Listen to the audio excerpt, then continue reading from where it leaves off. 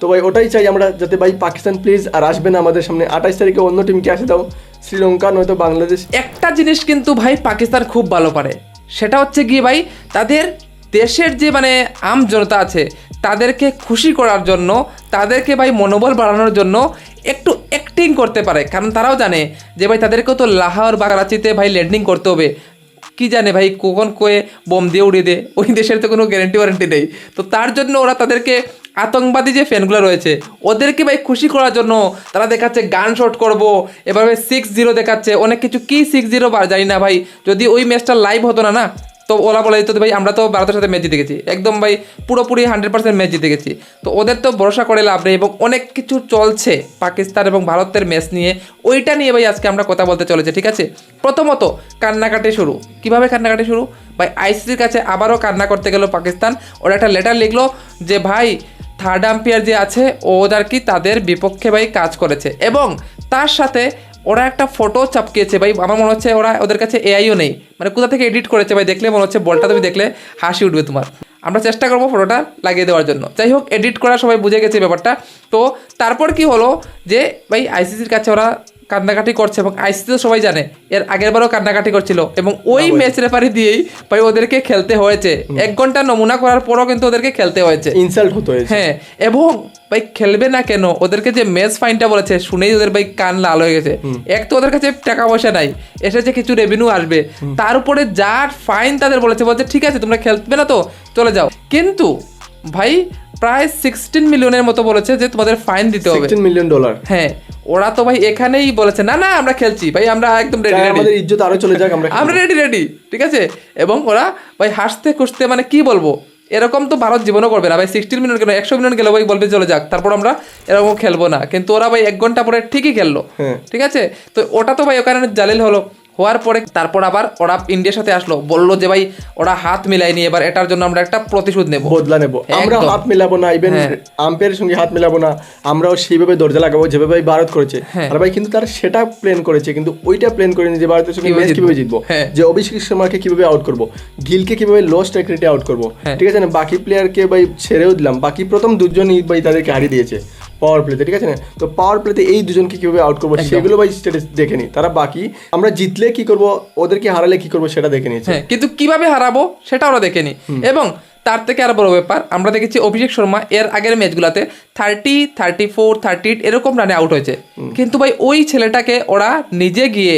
জাগিয়ে দিয়েছে, ওকে গালিগালাজ করছে। এবার ভাবো পাঞ্জাবি ছেলে সামনে গালিগালাজ করছে, তারপর ও কি বললো জানো আরিসরফকে, যা বল নিয়ে আয়, যা বলটা নিয়ে আয় ভাই। শুধু ভাই অভিষেক শর্মা নয়, শুভমন গিল বলেছে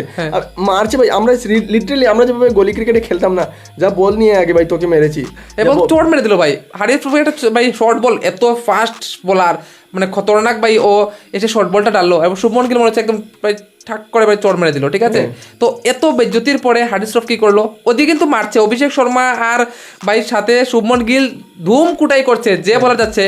ওইদিকে ও বসে বসে আমরা দেখছি মাঠের মধ্যে কি যেন এমন করছে ভাই। আমি বললাম এটা কি, মানে 6-0 বলছে রাইফেল এই হয়ে গেছে, মানে কোথা থেকে এরা কি যে ভাবে আমি কিছু বুঝতে পারি না। ওটাই ভাই কথা, আমরা দেখলাম যে প্রথম যে ফাহিম আশরাফ যে হাফ সেঞ্চুরিটা করেছে, একতে ভাই তুই যদি আউট হয়ে যেতে ভাই, কেসটা যদি নিয়ে নিত ভাই অভিষেক শর্মা 0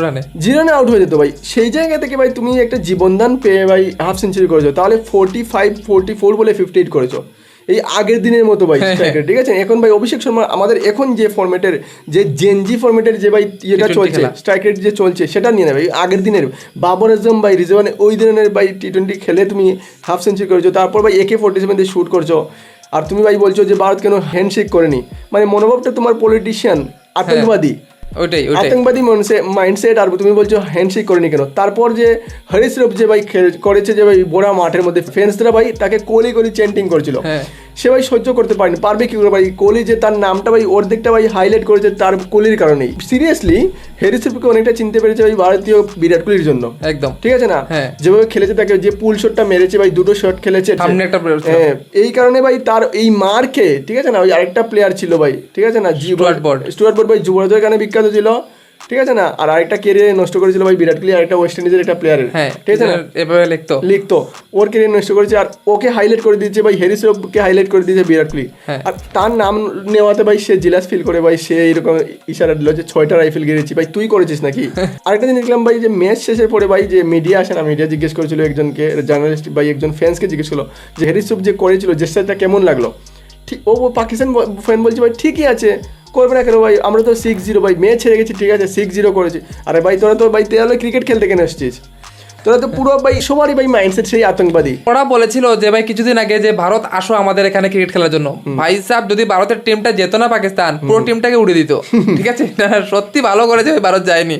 ওদের যে মাইন্ডসেট আমি দেখতে পাচ্ছি ভাই, প্লেয়ারদের মাইন্ডসেট যদি থাকে ভাই গুলাগুলি করা আর বোম ফালানো, তো ভাবো ভাই ওখানে যে আতঙ্কবাদী বসে আছে ওদের মাইন্ডসেটটা কি, ঠিক আছে, তো এই জন্যই বলি, এই জন্য এদের ক্রিকেট কেন ভাই দিনতে দিন জাহান নামে যাচ্ছে, কারণ হচ্ছে এটাই, এদের মাইন্ডসেট খেলাধুলা নয় তো, যে আমি অভিষেক শর্মাকে কিভাবে আউট করবো, আমি ভাই ব্যাটিং কিভাবে করবো। তারাও বুঝতে পারছে ভাই যদি আমরা আইসিআই কে ওই ধরনের আতঙ্কবাদী আমরা ইঙ্গিত না দেখাই তাহলে আমাদের টাকাটা আসবে না, কারণ টাকাটা আসে কোথা থেকে ভাই সবাই জানে, এটা ওদের ওই ফান্ড থেকে ভাই তাদের টাকাটা আসে, তাদের সরকারও ভাই ওদেরকে তাদের ভাই ক্রিকেটার হয়ে যাক বা নর্মাল লোক হয়ে যাক তাদের থেকে ভাই আইএসএল কে ভাই বেশি প্রাধান্য দেয়। হ্যাঁ, আর ওরাও জানে যে আমাদেরকে পাকিস্তান থাকতে হবে, না হলে তো ভাই ওরা উড়িয়ে দেবে, যে কোনো সময় উড়িয়ে দেবে, ঠিক আছে, তো এটা ভয় রয়েছে, তাদের মতো হয়ে থাকতে হবে, এই জন্যই ওরা এসব করছে। এবং আমরা দেখতে পাচ্ছি ভাই তাদের আমরা দেখেছি যে তাদের ভাই প্রাইম মিনিস্টার ও জেলে বসে আছে, কি আর বলবো ভাই ওদের কথা, ঠিক আছে, ওদের তো অবস্থা খুবই খারাপ, কিন্তু তারপরও ওরা যে অ্যাটিটিউড দেখানোর চেষ্টা করেছিল এতে কিন্তু ওদেরই ভাই মান সম্মান গেছে, ওদেরই ফ্যান্স, ওদেরই সবাই যারা রয়েছে ওরাই ওদেরকে ভাই বেইজ্জত করছে যে তোমরা এসব কি করছো ভাই, যদি জিততে ভাবো, যদি ভাই ওরা মানে বাই চান্স জিতে যেত তাহলে কি করতো, আমার তো মনে হচ্ছে ভাই এখন তো ভাই আরেকটা ভাই ওরা ভাই ইয়ে নিয়ে নিয়েছে, নাড়া নিয়ে নিয়েছে ভাই, দুটো ম্যাচ গেছে যাক আমরা 28 তারিখে দেখবো, আরে বাবা আবার 28 তারিখে আসছিস তোরা ভাই, নীলজ তুই तो शर्म नहीं आती ऐसे একটা ডায়লগ है तो भाई नीलज तू फिर आ गया तो भाई ऐसा ही बोल रहा हूँ मैं ভাই, আবার আসতে যাও ভারতের সামনে, দুটো ম্যাচ হেরে গেছে ভাই, হেরেনি হারিয়েছে দুর্দান্তভাবে, ঠিক আছে একদম খারাপভাবে হারিয়েছে, তারপর আবার চাই 28 তারিখে আবার আসার জন্য। বাকি টিমদের একটু খেলতে দাও ভাই ভারতের সামনে, তারাও ভাই বুঝুক কেমন মজা, ঠিক আছে, তোমরা একতরফা হেরে যাচ্ছ আবার লজ্জা করে না কয়বার হারতে। এবং তোমরা তো বলছো যে ভাই 28 তারিখ আসবে, আগে শ্রীলঙ্কা এবং বাংলাদেশের সাথে জিতো ভাই, আমি বলে দিলাম এমনও হতে পারে সুপার 4-এর 3টা ম্যাচ পাকিস্তান হারতে পারে, অর্থাৎ শ্রীলঙ্কার সাথেও হারতে পারে, বাংলাদেশের সাথেও হারতে পারে, আর আজকে তো ভাই শ্রীলঙ্কার সঙ্গে ম্যাচ আছেও, হ্যাঁ হারবেই ওটা, ঠিক আছে, তো বাংলাদেশের টিমটাও ভাই পাকিস্তানের এই টিম থেকে অনেক বেটার টিম, ঠিক আছে, কারণ ওরা অ্যাটিটিউড বেশি দেখায় ভাই পাকিস্তানের এই টিমটা, এবং মনে করে ওরা মানে ইন্ডিয়ার থেকে বড় টিম, তারা খেলা স্টাইল দেখলে মনে হয়। তো সেই জন্যই তো ভাই দেখিয়ে দিল অভিষেক শর্মা, ও ম্যাচের শেষে বললো ভাই আমি ভাই পছন্দ করিনি ওই টিমটা আমাদের দিকে বারবার আসছে, একবার তো হারিয়েছি আবার আসছে ভাই, লজ্জা করে না ওদের ভাই, সেজন্য মারলাম। আর লিটারালি আমরা দেখেছি ভাই আগে একটা সময় ছিল যে বোলাররা ভাই ব্যাটসম্যানদের স্লেজিং করে আউট করতো, আর এই বছর ভাই এইবার কি দেখছি বিশেষ করে ভাই ভারতীয় টিমের ব্যাটসম্যান শুভমন গিল অভিষেক শর্মা বলছে এই क्या बोल कर रहा है और फास्ट डाल যা বললে কে ভাই, ভাই কিরকম দেখছি আমরা বোলিং করে ভাই তারা চোখ আই কন্ট্যাক্ট করতে চাইছে না, ওরা চলে যাচ্ছে আবার বল ডালার জন্য, বলছে আবার ডাক দিয়ে বলছে, ও বলছে মানে ইম্পর্টেন্ট কিছু কথা বলবে,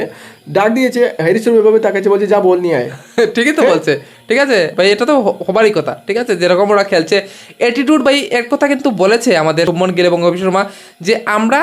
কাজ করে, অর্থাৎ মাঠে ভাই ব্যাট দিয়ে বলেছি, এরকম না, আমরা কাজ করে বলেছি। ইভেন আমরা সূর্যকুমার যাদবকে শুনেছি ভাই, ও কি ঠান্ডা কুল মাইন্ডেড ভাই মন্তব্য বলেছে, এমন কোনো বাজে মন্তব্য বলেনি, শুধু এটাই বলেছে যে দেখো ভাই রাইভেলরি তখন বলা হয় 15টা ম্যাচের মধ্যে যদি 7-8টা হয়, অর্থাৎ একটা টিম 7টা জিতেছে এবং অপর টিমটা আরো 8টা জিতেছে, ভাই ওদের সাথে কোনো রাইভেলরি নেই, 10-11টা ম্যাচে মনে হয় একটা ওরা জিতেছে, এরকম বলেছে, ঠিক আছে, তো সেখানে ভাই কোনো ধরনের রাইভেলরি আসে না, আর এটা ভাই বন্ধ করে দেওয়া দরকার যে ভারত পাকিস্তান রাইভেলরি, এটা এখন থেকে ভাই নো মোর রাইভেলরি ভাই, এর চেয়ে ভাই আমার মনে হয় ভারত এবং বাংলাদেশের মধ্যে যে ম্যাচটা হয় সেটা ভাই অনেক ভাই গুরুত্বপূর্ণ হয়ে যায়। ইভেন ভাই আমরা দেখেছি শ্রীলঙ্কার সঙ্গে আমাদের তো আছেই, ইভেন শ্রীলঙ্কা এবং বাংলাদেশেরটা ভাই বেশি রাইভেলরি হয়ে যায়, নাগিন ডান্সের রাইভেলরি, ঠিক আছে না, আর বাকি অস্ট্রেলিয়া বা ইংল্যান্ড তো আছেই, কিন্তু এশিয়ার মধ্যে ভাই ভারত আর পাকিস্তানের মধ্যে এটা কোনো রাইভেলরি নয়, ঠিক আছে না, এটা ফ্যান্সরাও মেনে নিয়েছে, আমাদের ভারতীয় টিমরা ইভেন সবাই মেনে নিয়েছে, যদি পাকিস্তানের ইগোইস্টিক প্রবলেম, তারা ইগো আছে মানবে না ওটা, এটা অন্য ব্যাপার, ঠিক আছে, তো সব মিলিয়ে এই আমরা দেখতে পাচ্ছি যে পাকিস্তানের অবস্থা, তোমাদের কি মনে হয় ভাই সামনে দিয়ে পাকিস্তান টিম কি খেলতে পারবে? আমার তো মনে হচ্ছে ভাই আইসিসি তাদেরকে ব্যান্ডও করে দিতে পারে, ওদের যে কার্যকলাপ শুরু হয়েছে, ঠিক আছে, খেলার তো পারছে না, এবং ওরা অভিষেক শর্মার সাথে সেম আইবকে ভাই তুলনা করে, ওটা একটা মানে মজার ব্যাপার, ঠিক আছে, ওরা বলেছে যে ওদের নাকি ভাই নেক্সট মানে বলে না পিএসএল এর বিগ থিং, পিএসএল এর বিগ থিং ভাই ফাকার যেমন তো বলেছিল যে বাবর আজমের 2.0, হ্যাঁ ঠিকই বলেছে ভাই বাবর আজম, যে ভাই স্ট্রাইক রেটে খেলতো সেই স্ট্রাইক রেটে করেছে, ব্যাটিং করেছে, যদিও ভাই ক্যাচ নিয়ে নিত ভাই সেটাও করতে পারতো না, আর বোলিংও ভাই সেই দেখেছি আমাদের সামনে তো সেই বোলিংটাও করতে আরে পারে। ভাই 3টা ম্যাচে তো খাতায় খুলতে পারেনি, ঠিক আছে। ও ও করবে অভিষেক শর্মার সাথে ভাই কম্পেয়ারিং। যাই হোক, যেই আমরা দেখতে পাই পাকিস্তানের কি হাল হবে না হবে এটা আমরা দেখে বেশি লাভ নেই। তো ভাই ওটাই চাই আমরা, যাতে ভাই পাকিস্তান প্লিজ আর আসবে না আমাদের সামনে, 28 তারিখে অন্য টিমকে আসে দাও, শ্রীলঙ্কা নয়তো বাংলাদেশ, ওরাও ভাই চাইছে ভাই খেলার জন্য, জিততে তো পারবে না তবু খেলতে চাইছে, ওদেরকে ভাই একটু সুযোগ করে দাও, তোমরা আর আসবে না। তোমাদের এই মারতে মারতে আর ভালো লাগছে না, একদম মানে কি ওয়ান সাইডেড হয়ে যায় তোমাদের সাথে। তো চলো ভাই আজকের ভিডিওতে এতটুকুই। যদি ভিডিওটা ভালো লাগে তাকে অবশ্যই লাইক করে দেবে, সবার সাথে শেয়ার করে দেবে। দেখা হচ্ছে তোমাদের সাথে অন্য একটা ভিডিও নিয়ে, ততক্ষণ বাই বাই।